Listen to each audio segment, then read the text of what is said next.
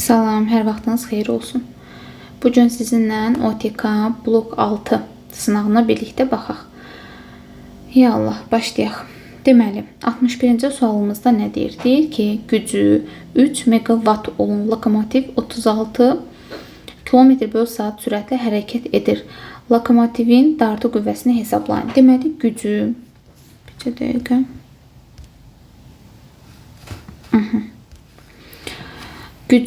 Gücü N'dir. N bərabərdir 3 mega. Mega onun üstündə 6 wattdır.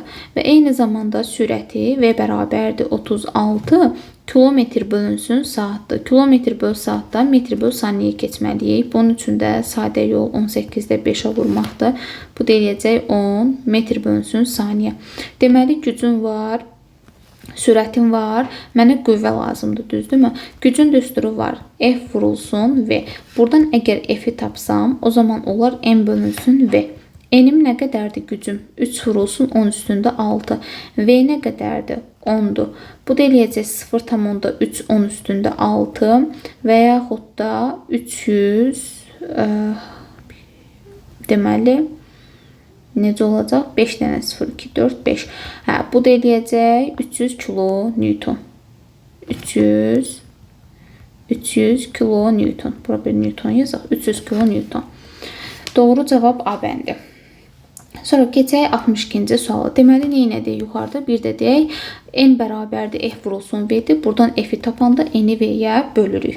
Və kəmiyyətlərimiz də hazır şəkildə verilibdir. Kilometr böl saatdan metr böl saniyyə keçirdik.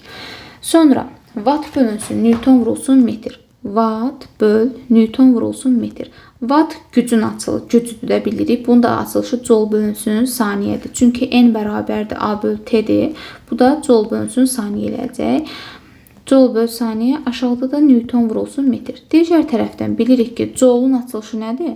Joule da işdir də, o da Fs-dir. Yəni Newton vurulsun metrdir. Newton vur metr, aşağıda da saniyə vur, Newton vur metr. İndi deməli burada metrlər gedir, Newtonlar gedir. Nə qaldı? 1 bölünsün saniyə. 1 böl saniyə. Və yaxud da saniyə üstündə -1. Bu da nəyin vahididir? Tezliyin vahididir. Sonra 63. Hansı cihazın iş prinsipi termoelektron emissiya hadisəsinə əsaslanır? Bu da bilirik ki, vakum diodudur, bir də elektron şüa borusudur. Bunu da necə yadınızda saxlayın? Termoelektron emissiya hadisəsi nədir? Katoddan elektronların qopması. Deməli, orada katod olmalıdır da. Katodda harda var? Vakum diodunda var, bir də elektron şüa borusunda var. Yarım keçirici diodda yoxdur. İş prinsipdə P-in keçidinə əsaslanır. Sonra keçdik 64-cü suala. Aktiv müqamətləri nəzərə alınmayan. Deyir, aktiv müqaməti nəzərə alma. Sarğac və enerji müqamətli lampalar sxemdəki kimi sabit cəryan mənbəyinə. Baxın, biz öyrənmişik eli dəyişən cəryan mənbəyidir. Amma burada bizə nə deyir? Sabit cəryan mənbəyi. Sabit cəryan mənbəyinə qoşulub. Sarğacda maqnit sahəsinin enerjiləri arasında hansı münasibət doğrudur? Deməli, maqnit sahəsinin enerjiləri. Fikir veririksə, L1 birbaşa mənbəyə qoşulubdur. Yəni, burada heç bir müqamət yoxdur. Bir də ki, onu deyək ki, sabit cəriyandırsa əgər, L də induktiv sarğacdır, induktivlikdir, induktiv sarğacdır və bu dəyişən cəriyana aiddir. O zaman burada sabit cəriyandan söhbət gedirsə, biz bunun müqamətsiz bir naqil kimi fərz edək. Yəni, elə baxmayaq. O zaman fikir versək, L1 ümumi mənbəyə qoşulubdur. Yəni, burada artıq bunun cəriyanı ən böyük olacaq. İ'si ən böyükdür. Yəni I1 ən böyük olur. Çox-çox böyük olur I2-dən, I3-dən. Hər ikisindən də. Birbaşa mənbəyə qoşulubdur. Yəni burada gərginliyi nəzərə almırıq. Əstəğfurullah, müqaməti nəzərə almırıq. Sanki qısa qapanma şərti kimi. İndi digərinə baxaq. Və burada yenə də dediyim kimi bunları müqamətsiz bir naqil kimi düşünürük. Çünki burada sabit cəryan, dəyişən cəryan olsaydı nəzərə alardıq. Sonra keçdik bu birinə. Baxın, indi burada da eyni bir lampadır və eyni lampadırsa o zaman bunların müqamətləri bərabərdir. İndi müqamət buna da R deyərik, buna da R deyərik. Müqamət bərabər, gərginlik bərabər. O zaman cəryan şiddətləri də bərabər olarmı? I bərabərdir, U bölünsün R-dir. R-lər eynidir. U'lar da eynidir. O zaman i'də nə olmalıdır? Bərabər olmalıdır. O zaman yuxarıdan i cəryan şiddəti keçirsə, aşağıdan da i cəryan şiddəti keçməlidir. İndi Biz keçək enerjinin müqayisəsinə. Fikir verdinizsə, biz dedik ki, I1 ən böyükdür. Çünki oradakı qısa qapanma şərtinə uyğunluqda birbaşa mənbəyə bağlıdır. İndi burada I1 ən böyük olduğuna görə V bərabərdir L-I kvadratı bölünsün 2-dir. I1 ən böyükdürsə, deməli V1 ən böyük olmalıdır. Və fikir verirsiniz, burada L-dir, burada 2L-dir. 3 ən böyükdür, eləmi? L-I kvadratı, L-I böyük olanın enerjisi də böyük olacaq bu 2 ilə 3-dən. L də harada böyükdür? 3-də. V1 böyükdür V3-dən, o da böyükdür V2-dən. Sonra müstəvi güzgünün üzərinə düşən və qayıdan şüalar arasındakı bucaq 80 dərəcədir. Bir müstəvi güzgü çəkək. Müstəvi güzgünün üzərinə düşən şüa, bir də qayıdan şüa. Bu düşən şüa, bu da qayıdan şüa. Perpendikulyarımızı da çəkək. Düşən və qayıdan şüalar arasındakı bucaq 80 dərəcədir. Düşmə bucağı, qayıtma bucağı. Ümumilikdə neçə dərəcədir? 80 dərəcə. Deməli, bunun 40 dərəcəsi düşmədir, 40 dərəcəsi də qayıtmadır. Bizdən də düşməni soruşur, o da 40 dərəcə olacaq. Sonra 66. Azot 7-14 nüvəsini hansı zərrəciklə bombardman edəndə karbon 6-14 izotopu və proton alınır? Gəlin baxaq. Azot 7-14 üstə gəl bir element zərrəcik alınır. Burada nə? Karbon 6-14 plus proton. Protonda 1-1 yazılır. İndi fikir verək. Bura 6, bura 1. Ümumilikdə neçə elədi? 7. Burada 7. Onda bu biri tərəfdə bizim bu x elementinə, x zərrəciyinə bir bura 0 yazmalıyıq. 7 ilə 0-ın cəmi 7, sol tərəf.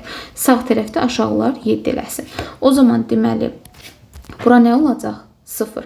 İndi yuxarıya baxaq. Yuxarıda görək vəziyyət necədir? Burada 14, bir də burada 15. Sağ tərəf yuxarı 15-dir. Deməli, sol tərəfdə 15 olmalıdır. 14. O zaman bura 1 yazsam, eləyəcək 15. 0, 1, bu da bilirsiniz ki, neytrondur. Sonra 67. X oxu istiqamətində hərəkət edən cismin təcilinin proyeksiyasının zamandan asıllıq qrafiki verilmişdir. Cismin 15 saniyə müddətində X oxu istiqaməti deyirsə, deməli V 0 müsbətdir. Proyeksiyasının zamandan asıllıq qrafiki verilmişdir. 15 saniyə müddətində T bərabərdir 15 saniyə müddətində getdiyi yol S 600 metrdir. Onun başlanğıc sürətini bizdən soruşur. V0-ı soruşur. İndi biz bildik ki, V0 da müsbətdir. Qrafikdə görürük ki, A da müsbətdir. Özü də neçədir? 4-dür. O zaman yazıram. S bərabərdir. V0T üstə gəl. AT kvadratı bölünsün 2. S-im var 600 bərabərdir. V0 vurulsun T 15 üstə gəl. A4 15-in kvadratı bölünsün 2. Bu da neçə eləyər? Hər tərəfin 15-i ixtisar aparsam, 40 bərabərdir. V0 üstə gəl. Bundan bu gedəcək. 2 vur 15-in kvadratı. 15 ilə 1-dən 15-i aparsam, bir dənəsi qalır. 2-dən 15-ə vuranda 30. O zaman V0 da bərabərdir. 10 metr bölünsün saniyə. Deməli, neynədik? Sadəcə V0T üstə gəl, AT kvadratı bölünsün 2. X oxu istiqamətində dediyinə görə V0 müsbətdir. Təcil də qrafikdə özü müsbət verib. 68. Qırmızı işıq vakuumdan mayeyə keçəndə deməli, vakuumda, buranı silək.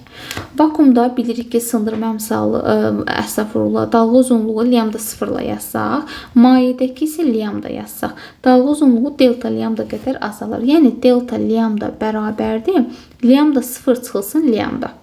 Onun vakuumda dalğa uzunluğu lambda 0 olarsa, mayenin sındırma əmsalı hansı ifadə ilə müəyyən olunur?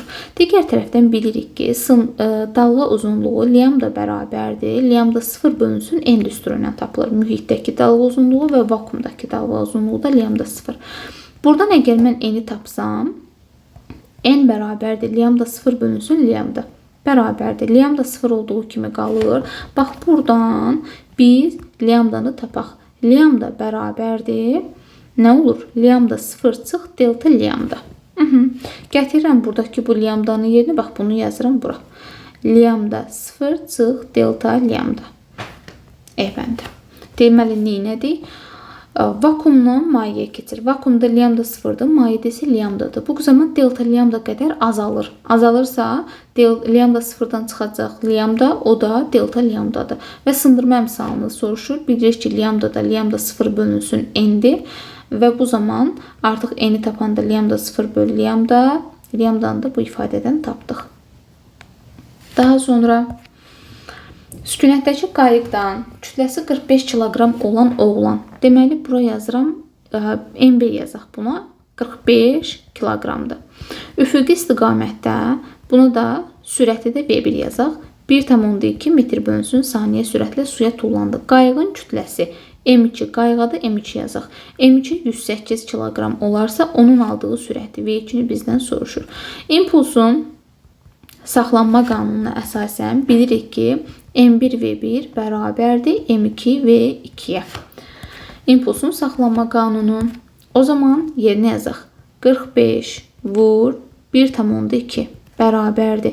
M2 108 vur V2. Buradan V2-ni tapsaq, 45 vur 1,2 bölünsün 108. Bu da eləyəcək 0,5 metr bölünsün saniyədir. Sonra deməli bir də baxaq, M1 V1 bərabərdir M2 V2. Sonra 70 verilmiş kütləli deyirsə, deməli burada M nədir? Sabitdir. M konstantdır. Bir atomlu ideal qazın halının dəyişməsi PV diaqramında təsvir edilmişdir. Bu prosesdə qazın daxili enerjisinin dəyişməsi nəyə bərabərdir? Daxili enerjinin düsturunu bilirik. U bərabərdir 2-də 3 PV-dir. İndi burada dəyişməsini bizdən soruşur. O zaman yazıram ki, delta U bərabərdir 2-də 3. İndi böyükdən kiçik çıxaq da 2P0 vurulsun, bura 3V0 çıx, 2-də 3 vurulsun, buradan bura P0 vur V0. Bu da necə eləyəcək? 2-də 9, 2-də bu 18, 2-də 18 P0 V0 çıx, 2-də 3 P0 V0. Bu da 2-də 15 P0 V0 və 2-də 15-də 7,5 eləyəcək. 7,5 P0 V0. Deməli, neynədir? Bir də deyək, U bərabərdir 2-də 3 PV-dir. Sondan dəyişməsini soruşur bizdən. Buradakı daxili enerjidən birinci daxili enerjini çıxdıq. Sonra 71. Selsius şkalası üçün hansı ifadə doğrudur? 100-cü bölgü buzun ərimə, xeyr, buzun əriməsi 0 dərəcə Selsidə olmalıdır. Bir bölgün qiyməti Fahrenheit şkalasındakı bir bölgün qiymətinə bərabərdir. Xeyr, bilirik ki, bu Kelvin şkalası ilə uyğundur. Temperatur yalnız müsbət qiymət alır, səhvdir, mənfi qiymət ala bilər. 0-cı bölgü suyun qaynaması yox, əriməsinə uyğundur. Kelvin şkalasında bir bölgün qiymətinə uyğundur, doğrudur. 72. Harmonik rəqs edən iki maddi nöqtənin yerdəyişməsinin zamandan asıllıq tənliklərinə əsasən Euler Venn diaqramında uyğun bəndləri müəyyən edin. Bilirik ki, x bərabərdir xm, sinus, indi burada kosinus yazıb, kosinus omega t'dir. Amplitud deyir 20 santimetrdir. Burada metrlə veribdir. Hər ikisində 0,2-dir. Amplitudun yerində, xm-in yerində 0,2 durur. Deməli, hər ikisində də 0,2 metr və yaxud da ki 20 santimetrdir. Bir gəldi ortaya. Periodu 3 saniyədir. Dedik ki, omega t'dir. T'nin qarşısında duran. Burada da t'nin qarşısında duran pi bölünsün 2-dir. İndi yazırıq ki, omega bərabərdir. Pi bölünsün 2. Birinci hal üçün yazanda. Omeganın da yerinə 2 pi böl t bərabərdir pi böl 2-dir. Pi'lər ixtisar gedəcək. T bərabərdir 4. Buna T1 yazaq. Yəni birincinin periodu 4-dür. Bax, 3 bura gəldi birinciyə. Periodu 3-dür. O zaman bu da gəlin baxaq bu birisinə. Yenə omega bərabərdir 2 pi bölünsün 3-dür. Omeganın yerinə 2 pi böl t bərabərdir 2 pi bölünsün 3-dür. 2 pi'lər gedəcək. T bərabərdir 3 saniyə. O zaman 3 saniyə də hara gəlir? Bura gəlir. Başlanğıc fazası 0-a bərabərdir. Bu da hər ikisində. Çünki bilirsiniz, x bərabərdir xm kosinus omega t plus fi 0-dır. Yəni, üstə gəl hər hansı bir kəmiyyət ədəd yoxdursa, deməli, başlanğıc faza 0-a bərabərdir. Hər ikisində. Tezliyi 0,25-dir. Tezlik də bilirik ki, periodun tərsidir. Deməli, 1 bölünsün 4 olmalıdır ki, o da 0,25 olsun. 4 də hardadır? 4 saniyə birincidədir. O zaman 5 bura gəldi. Deməli, 3, 5, 2, 1, 4. A bəndi. Sonra yalnız sürtünmə qüvvəsinin təsiri ilə hərəkət edən cismin tormuz yolunun başlanğıc sürətdən asıllıq qrafiki verilmişdir. Sürtünmə əmsalını hesablayın. Bizdən soruşur münü. Deməli, biz tormuz yolunun düsturunu bilirik də. S tormuz bərabərdir. V0-ın kvadratı bölünsün 2A-dır. O da V0-ın kvadratı bölünsün 2A-nın yerinə müj yazırıq. Aha, misal üçün 50-ni götürək. S tormuz 50-dir. 50 bərabərdir. V0-ın kvadratı 20-nin kvadratı 400 bölünsün 2 vurulsun J10 bir də mü. Bununla bu 0 aparsaq, bununla bunu aparsaq, bununla bu gedər 2. O zaman 5 mü bərabərdir 2-yə, müdəb eləyəcək 0,4. Eybəndi, gözəldir. Deməli, neynədir? Sadəcə tormuz yolunun düsturu. V0-ın kvadratı bölünsün 2A, A-nın da yerinə müjə yazdıq və buradan münü tapdıq.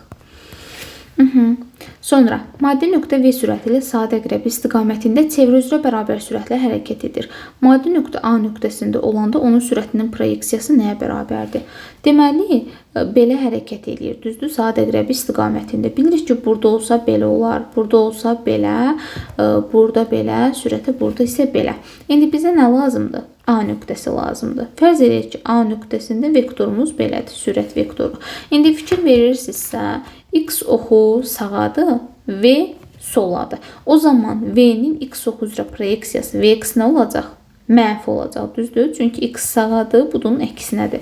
O zaman yazırıq ki, Vx mənfi V-yə bərabərdir. İndi gəlin V-yə baxaq. V-y yuxarıdır. Və bilirsiniz ki, proyeksiyaya baxanda burada nöqtə şəkilli alınır. Yəni, kölgəsi alınmır, proyeksiyası alınmır. O zaman V-y də bərabərdir, 0-dır. Və vektorun başlanğıcı sonu eyni yerdədir. Ona görə də V-y 0-a bərabərdir. Deməli, Vx mənfi V, V-y də 0. D bəndi. Düz dedik? Bəli, V-y də 0-dır. Sonra keçdik 75-ə. 75-də nə deyir? Deyir ki, cismə şəkildəki kimi yönəlmiş 3 qüvvə təsir edir. F1 qüvvəsinin modulu 40 Newton olarsa, əvəzləyici qüvvənin modulunu tapın.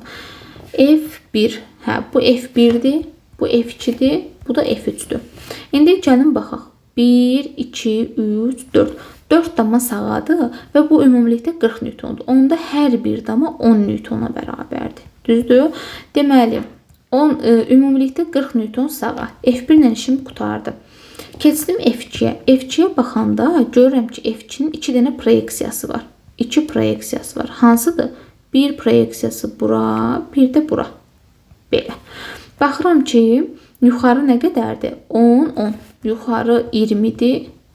Plus bir də hara? Sola. 10, 10. 20 də soladır. F2 ilə dişim qutardı. İndi keçirəm hansına? Keçirəm F3-ə. Baxıram ki, bunun proyeksiyası bir dama aşağıdır, 2 dama soladır. Bir dama aşağıdırsa 10 Newton, onda aşağıdır. 2 dama soladırsa, deməli 20 Newton da soladır. İndi baxaq. Deməli 40 Newton sağ, 40 Newton sol. Getdi mi bunlar? Nə qaldı? 20 Newton yuxarı, 10 Newton aşağı. Bir-birini əvəzləyəcək, çıxacaq, əks istiqamətdə olduğuna görə yuxarı 10 Newton. Eybəndi. Deməli, neynədir? Baxdıq ki, 4 dama 40 Newtondursa, deməli 1 dama 10 Newtondur. Daha sonra F2-ni, F3-ünü proyeksiyalara ayırdıq. Əks istiqamətdə olanları çıxdıq, eyni istiqamətdə olanları topladıq. Daha sonra fotocəryanın gərginlikdən asıllıq qrafiklərinə uyğun katoddan vahid zamanda qopan fotoelektronların sayı, say, n və maksimal kinetik enerjilər arasında hansı münasibət doğrudur? Bilirik ki, sayı biz nə ilə tapırıq? Doyma cəryan şiddəti ilə. Sayla doyma cəryan şiddəti eynidir. İndi fikir verirsiniz, burada I2, I1. I2 nə qədər? 1,21 I0-dır. I1-də elə I0-dır. Deməli, I2 I1-dən 1,21 dəfə çoxdur. O zaman da N2 də N1-dən 1,21 dəfə çox olmalıdır. N2 bərabərdir 1,21 N1. Bu belə. Daha sonra isə bizdən nəyə soruşurdu? Maksimal kinetik enerjini. Maksimal kinetik maksimal da nə ilə asılıdır? U saxlayıcı. Saxlayıcı gərginliklə asılıdır. İndi Baxırıq ki, ikinci qrafik gəlir bura 1,44, birinci isə U0. Deməli, ikinci birincidən 1,44 dəfə çoxdur. O zaman yazıram y kinetik 2 bərabərdir 1,44 y kinetik 1. Bu da hansı bəndədir? D bəndi gözəldir. Deməli, neynədik? Say deyəndə doyma cəryan şiddətinə baxdıq. Kinetik enerji deyəndə gərginliyə baxdıq. Fotoeffektin birinci və ikinci qanunları. Sonra keçək 77-yə. İntensivliyi 500 volt bölünsün metr. Y bərabərdir 500 volt bölünsün metrdir. Yükü, Q'su da 10 mikro. Mikro 10 üstündə -6 kulon olan zərrəciyə təsir edən elektrik qüvvəsini hesablayın. Bizdən soruşur F-i. Biz də bilirik ki, düsturumuz necədir? F bərabərdir Q-Y. Q'müz var, 10 vurulsun 10 üstündə -6. Y'miz də var 500. Bir-birinə vuracaq, o da eləyəcək 5 milli-newton. S bəndi. Sonra 78. Bir cins maqnit sahəsində hərəkət edən elektronun sürətinin zamandan asılılığı. Bilirik ki, maqnit sahəsidir və yüklü zərrəcik hərəkət edir. O zaman biz burada nəyi yadımıza salırıq? Lorentz qüvvəsini. Amma bir şey diqqət edək, görürük ki, B vektoru ilə V vektoru arasındakı bucaq neçə dərəcədir? 180 dərəcədir. Əks istiqamətdədir. Və bilirik ki, Lorentz qüvvəsi 90 dərəcədə maksimum olur, 0-dan 180-də isə 0-a bərabər olur. F Lorentz burada 0-dır, yəni yüklü zərrəciyə qüvvə təsir etmir. Qüvvə təsir etmirsə, deməli, düz xətli, bərabər sürətli hərəkət eləyəcək. D bəndi. 79. Toplayıcı linzanın üzərinə baş optik oxa paralel ağ işıq dəstəsi düşür. Linzadan sınandan sonra rəngli şüalardan ardıcıl üçü göstərilmişdir. Buna görə hansı ifadə doğrudur? Deməli, bilirik ki, baş optik oxa paralel gələn şüalar sınandan sonra fokusdan keçir. O zaman bu birincinin fokusudur. Birincinin fokusu, bura ikincinin fokusudur, burada üçüncünün fokusudur. Fikir verirsinizsə, F3 böyükdür F2-dən, o da böyükdür F1-dən. Yəni, üçüncünün fokusu daha böyükdür. Və biz fokus məsafəsinin düsturuna əsasən bilirik ki, 1 bölünsün F bərabərdir N çıx 1, 1 böl R1 üstə gəl 1 bölünsün R2.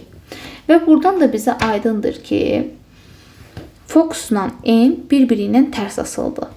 Fokusla N bir-birindən tərs asılır. Deməli, hansının fokusu böyükdürsə, onun sındırma əmsalı kiçikdir. Yəni, burada N3 böyükdürsə, burada yazacaq ki, N3 kiçikdir, N2 kiçikdir, N1. Yəni, N1-in sındırması ən böyükdür.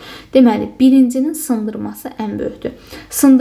Ən böyük sınan hansıydı? Sındırma əmsalı ən böyük olan. Yəni, ən çox sınan şüa. Misal üçün, bu bənövşəyi ola bilər. Düzdürmü? Ən çox sınan bənövşəyidir. Ən az sınan qırmızıdır. Məsələn, burada üçüncü ən az sınandır. Deməli, bu qırmızı ola bilər. İndi gəlin baxaq. Deyir, üçüncü şüa bənövşəyi ola bilər. Yox, dedi, üçüncü şüa qırmızı ola bilər. Bənövşəyi ən çox sınandır. Birinci şüa üçün linzanın sındırma əmsalı ən böyükdür. Birinci üçün, bəli, dedik ki, birinci üçün sındırma əmsalı ən böyükdür. B bəndi. Birinci şüa qırmızı ola bilər. Xeyr, dedik, birinci şüa bənövşəyi olmalıdır. Üçüncü şüanın tezliyi ən böyükdür. Üçüncü şüanın tezliyi ən böyükdür. Yox, yuxarıdan aşağıya gəldikcə bilirik ki, V lambda azalır və tezlik artır. Yəni, burada üçüncü şüanın tezliyi ən kiçik olacaq. İkinci şüa üçün linzanın sındırma əmsalı ən kiçikdir. Xeyr, dedik, ən kiçiyi 3-dədir. Bunlar da getdi. B bəndi. Bir də deyək, deməli, bilirik ki, fokusun sındırma əmsalı bir-birindən tərs asılıdır. 3-ün fokusu böyükdürsə, deməli, 3-ün sındırma əmsalı kiçikdir. Daha sonra 80. Burada da qrafiki əzbərləməliyik. KL hissəsi huqqanını ödənilir. KL haradır? Buradan bura. Xeyr. F nöqtəsinə uyğun gərginlik elastiklik həddidir. Xeyr, bura möhkəmlikdir. K nöqtəsinə uyğun gərginlik mütənasiblik həddidir. K nöqtəsi, bəli, bura mütənasiblik həddidir. C bəndi doğrudur. 81. S bərabərdir 8 mikrofarad olarsa kondensatorlar bateriyasının ümumi tutumunu hesablayın. Baxırıq ki, misal üçün, bura A, bura B-dirsə, eyni qolla davam edəndə qarşımıza heç bir maneə çıxmır. Hərfləndirmə metodu ilə baxırıq ki, burada B-dir, burada B-dir, burada B-dir, burada B-dir. Heç bir maneə çıxmadı. Və hər bir kondensator AB aralığındadır. A ilə B-nin arasındadır. Deməli, bunlar bir-birinə necə qoşulubdur? Paralel qoşulubdur. Əgər birini bilirik ki, S paralel də nədir? S olsun, N-dir xüsusi halda. S-miz 8-dir. N-də 1, 2, 3, 4. 4 dənədir. 8-də 4-ə vuranda 32 mikrofarad. B. 82. Hansı ifadələr doğrudur? Yer səthi yaxınlığında sərbəst düşən cismə təsir edən ağırlıq qüvvəsi. Ağırlıq qüvvəsi elektromaqnet təbiətlidir. Xeyr, gravitasiya təbiətlidir. Yerin coğrafi en dairəsindən asılıdır. Bəli, sıfıra bərabərdir. Xeyr, cismin kütləsi də düz mütənasibdir. Bəli, çünki F ağırlıq bərabərdir. M, J'dir. Kütlə ilə düz asılıdır. Deməli, oldu 2, bir də 4. B.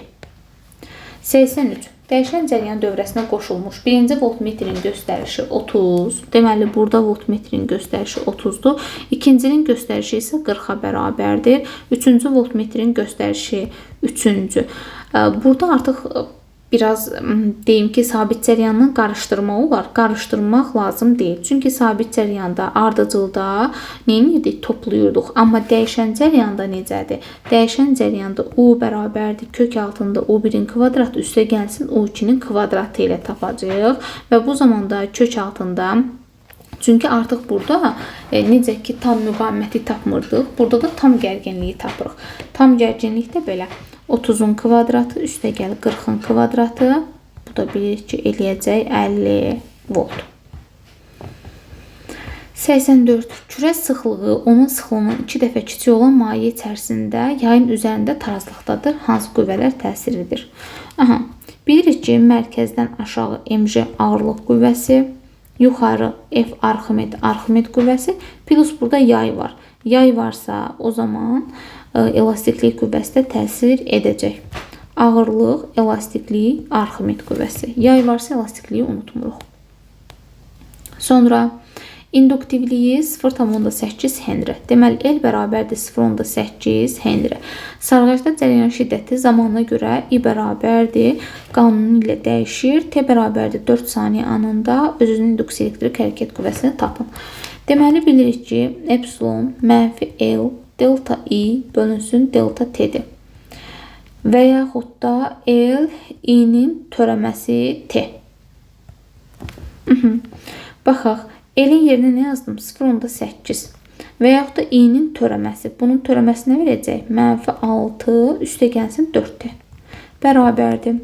0,8 vurulsun. Mənfi 6 üstə gəlinsin 4 vurulsun. T-nin də yerinə 4 saniyə. 4. 0,8 vurulsun. Mənfi 6-ın üstə 16 gələndə 10 eləyəcək. Bu da 8 volt. Qarşıdakı mənfini yazmadıq deyəsən. Yazmadıq. Mənfi 8 və bizə modulunu deyir. Ona görə müsbət 8 götürürük. Deməli, neynədik? Sadəcə düsturumuzu yerinə yazdıq. Mənfi L delta I bölünsün delta T. 86. Çevrə şəkilli naqilin A və B nöqtələri sabit cəryan mənbəyinə qoşulmuşdur. I1 10 amper olarsa I2-ni hesablayın. Deməli, I1-im nə qədərdir? 10 amperdir. Bizdən soruşur I2-ni. Baxın, bura 60 dərəcədirsə, o zaman bura ümumilikdə nə qədərdir? 300 dərəcə olurmu? 300-dür ki, ümumilikdə 360 olsun. İndi bu I2-də uzunluq I1-dən nə qədər çoxdur? 5 dəfə çoxdur, düzdür? L2, 5, L1-ə bərabərdir. Biz də bilirik ki, R bərabərdir, rho L bölünsün S-dir. R ilə L düz asılıdır. O zaman R2 də 5 dənə R1-ə bərabərdirmi?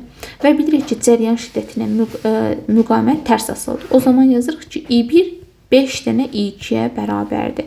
I1 10-dur, bərabərdir 5 I2. I2 bərabər olacaq 2 amperə. Bu da belə. Deməli, uzunluqla bilirik ki, müqavimət bir-biri ilə, uzunluq, müqavimət bir-birinə düz asılıdır. Və cəryan şiddəti müqavimətlə tərs asılıdır. Eləcə də uzunluqla tərs asılıdır. Bura 60-dırsa, bura 300 olmalıdır. Bir-birindən 5 dəfə fərqi var uzunluğun. Deməli, cəryan şiddətləri də 5 dəfə fərqlənməlidir. Sonra 87 şəkildə doymayan buxarı izotermik. İzotermik T konstantdır. Sıxaraq maye çevrilməsi prosesi göstərilmişdir. Qrafikin AB, BC, CD hissəsində. İndi fikir verirsiniz, P ilə V asılı deyilsə, bu nədir? Doymayan buxardır. Bura nə oldu? Doymayan. Bilirik ki, izotermik prosesdə P, Rho, N həcmdən asılı deyil. O zaman bura nədir? Doyandı. Doymayan ancaq buxardır. Doyanda isə həm maye buxardır. Daha da sıxanda artıq burada tam olur maye. İndi gəlin baxaq. Deyir, buxarın kütləsi azalır. Buxarın kütləsi azalır. Hara uyğundur bu? B-dən C-yə. Çünki burada həcm azalır. Həcmi azalıramsa buxarın kütləsi də nə edəcək? Azalacaq. A getdi bura. Həm də bilirsiniz də doymayanda buxarın kütləsi sabit qalır. Buxarın kütləsi artır. Artıq maye keçdi. Bu heç birinə getməyəcək. Maddə yalnız maye halındadır. Dedik ki, burada da CD hissəsindədir. Artıq burada həm maye var, üzərində də buxar var. Artıq biraz da həcmini azaldanda buxar gedir, ancaq maye qalır. O zaman yalnız maye gəldi bura. Buxarın sıxlığı artır. Buxarın sıxlığı artır. Buxarın sıxlığı artır. Deməli, bu da AB hissəsində olacaq. Niyə? Çünki orada bilirik ki, kütlə sabitdir. Rho bərabərdir. M bölünsün V-dir. M sabitdir. V-də fikir verirsinizsə, bax burada belədir. V azalır. V azalırsa Rho artar. Buxarın sıxlığı artır. D gəldi birinciyə. Sonra buxarın konsentrasiyası dəyişmir. Konsentrasiyada bilirik ki, bax elə bayaqlarımda yazdıq. P, Rho, N izotermik prosesdə doyan buxar üçün dəyişmir. BC hissəsi. Bu da gəldi bura. Deməli, 1-ə D, 2-yə A, E, 3-ə də gəldi C. Daha sonra keçdik nəyə? Situasiyaya. Radio qəbul edicinin rəqs konturu induktivliyi 0,2 mH olan sarğazdan və dəyişən tutumlu kondensatordan ibarətdir. Kondensatorun tutumu 50 pikofaraddan 450 pikofarada kimi dəyişir. P-ni verib, C-ni veribdir və bizim sxemimizi verib. Gəlin baxaq. Qəbul edici tezliyi daha böyük olan dalğalara kökləmək üçün sxemdə hansı elementdə və ya elementlərdə və necə dəyişiklik etmək lazımdır? Bilirsiniz də kökləmə prosesi harda icra olunur? Dəyişən tutumlu kondensatorda. Cavabınızı əsaslandırın. Deməli, bilirik ki, T bərabərdir 2pi kök altında LC-dir. Digər tərəfdən bizə indi lambda dalğa uzunluğu lazımdır da. Dalğa uzunluğu da S vurulsun T'dir. Yəni S vurulsun T'nin də yerinə bunu yazırıq. 2pi kökün altında LC. Və bilirik ki, burada lambda ilə L də S də bir-biri ilə necə asılıdır? Düz asılıdır. Deməli, bizdə necə deyir? Daha böyük dalğalara, yəni lambdanın böyük olması üçün L də S də böyük olmalıdır. Deyirik ki, daha böyük dalğalara kökləmək üçün S tutumu, eyni zamanda L induktivliyi artırmaq lazımdır. Belə. Və yaxud da ki, elə belə. Və yaxud da ferromaqnetçilik daxil edə bilərik. S-nin yerinə bilirik də epsilon 0, S bölünsün D yaza bilərik. Kondensatorun lövhələrini azaldıb, N kəsiyinin sayısını artırmaq da olar. Amma elə sadə halda deyirsiniz ki, induktivliyi artırıb, eyni zamanda tutumu da artırmaq lazımdır. Sonra keçək 89-a. Radio qəbul edicinin dalğa uzunluğu hansı intervalda olan dalğalara kökləmək olar? Aha. Elə dalğa uzunluğunun yuxarıda yazdığımız düstur əsasında. Lambda bərabərdir. S vurulsun 2pi kök altında LC. Deməli, S-ni bizə vermişdi. 3 vurulsun 10 üstündə 8. Vurulsun 2 vurulsun. P'miz də 3. Kökün altında L. L-i neçə verib? 0,2 milli. 0,2 vurulsun 10 üstündə -3 və S-miz dalğa uzunluğu hansı intervalda? Deməli, bir dəfə tutumun yerinə 50 yazacaq, bir dəfə 450. İndi gəlin 50 yazaq. 50 pikoda 10 üstündə -12. İndi bunu hesablayaq. 3, 3, 9, 18 vurulsun 10 üstündə 8. 18 vurulsun 10 üstündə 8. Vurulsun kök altında LC. Deməli bir dəfə 50 yazdıq hələ. Bu da neçə eləyəcək? 1, 10 üstündə 10 üstündə 8, 10 üstündə mənfi 7 eləyir. Hələ bura 10 üstü mənfi 7. 10 üstündə mənfi 7. Deməli 18 vurulsun. Bir dənə də 10, əstəğfurullah, 18 vurulsun 10. Bu da elədi 180 metr. Bu bizim birincidir. İndi keçək ikinciyə. Yenə də yazıram. Lambda bərabərdir. S vurulsun 2 pi kök altında LC. Yenə də bu S vurulsun 2 pini biz tapdıq. 18 vurulsun 10 üstündə 8. İndi kök altında maksimalı tapanda deməli L-in yerinə yenə 0.2 vurulsun 10 üstündə mənfi 3-ümüzü yazırıq. Amma bu dəfə 450 yazmalıyıq. 450 vurulsun 10 üstündə mənfi 12. Bərabərdir. 18 vurulsun 10 üstündə 8. Bu da neçə eləyəcək? 10 üstü mənfi 7. 3 vurulsun 10 üstündə mənfi 7. 9. Bundan da kök çıxacaq 3. Bu da eləyəcək 54 vurulsun 10. Yəni 540 metr. 540 metr. Deməli, hansı intervalda minimal halda 180 metr ölçə bilər, dalğa uzunluğu 180 metr ola bilər, maksimumda 540 metr ola bilər. Bu intervalda dəyişir. 180 ilə 540 metr intervalında. Birlikdə burada neynədik? Lambdanın yuxarıda yazdığımız düsturunda L-i yazırıq. S-nin yerinə bir dəfə 50 yazdıq, bir dəfə də 450 yazdıq. 50 kiçikdir, ona görə minimaldır. 450 böyükdür, ona görə də lambda maksimaldır. Maksimal, burada isə minimal. Sonra koordinat toxlarında uyğun cəmiyyətlərin qiymətlərini göstərməklə qəbul edicinin köklənə bildiyi dalğaların dalğa uzunluğunun tutumdan asılılıq qrafikini qurun. Elə yuxarıda da yazdığımız kimi lambda bərabərdir. S vurulsun. T'nin də yerinə 2 pi kök altında LC yazırıq. Və görürük ki, lambda ilə S bir-biri ilə necə asılıdır? Bir-biri ilə tərs asılıdır. Bura lambda, burada S. Tərs deyirəm, əstəğfurullah, kök altında. Kök altı asılıdır. İndi bizə deyir ki, koordinat toxlarında uyğun cəmiyyətləri qeyd eləməklə. Biz deməli, gəlin baxaq. Belə. Bunu biraz aşağıdan çəkək. S dedik nə ilə arasında dəyişir? 50, 450. 50, burada 450. Burada pikofarad yazaq.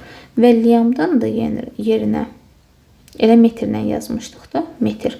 Lambdan yerinə nə yazırıq? Birinci halda 50-yə uyğun 180. 450-yə uyğun nə yazdıq? 540. Bu da belə. Bu qədər. Sağ olun.